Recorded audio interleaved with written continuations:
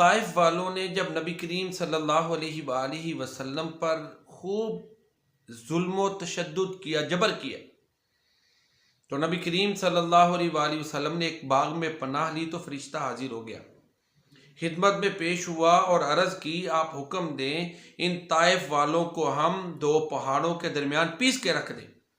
اللہ اکبر۔ تو پیارے نبی کریم صلی اللہ علیہ وآلہ وسلم نے فرمایا کہ اللہ انہیں ہدایت دے، انہیں پتہ نہیں ہے۔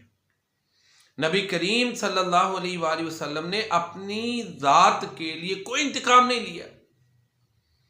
تو یہ پیارے نبی کریم صلی اللہ علیہ وسلم کی سیرت طیبہ ہے، اور اللہ کے جو اولیاء ہیں وہ اللہ کے پیارے نبی صلی اللہ علیہ وسلم کی سیرت طیبہ کو ہی فالو کرتے ہیں، وہ بھی درگزر کرتے ہیں، معاف کرتے ہیں، اور وہ درگزر سے کام لیتے ہیں۔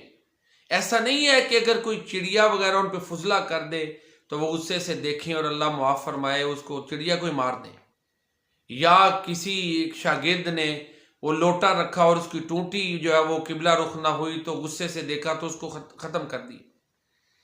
اس طرح کے جو واقعات ہیں یا جنہیں کرامات بنا کر پیش کیا جاتا ہے، یہ در حقیقت کرامات نہیں ہیں، اور نہ ہی یہ اللہ کے اولیاء کو زیب دیتا ہے۔ وہ تو درگزر کرنے والے ہوتے ہیں، وہ معاف کرنے والے ہوتے ہیں، کیونکہ پیارے نبی کریم صلی اللہ علیہ وسلم کی سیرت طیبہ ہے۔ آپ صلی اللہ علیہ وآلہ وسلم نے اپنی ذات کے لیے کبھی بدلہ نہیں لیا۔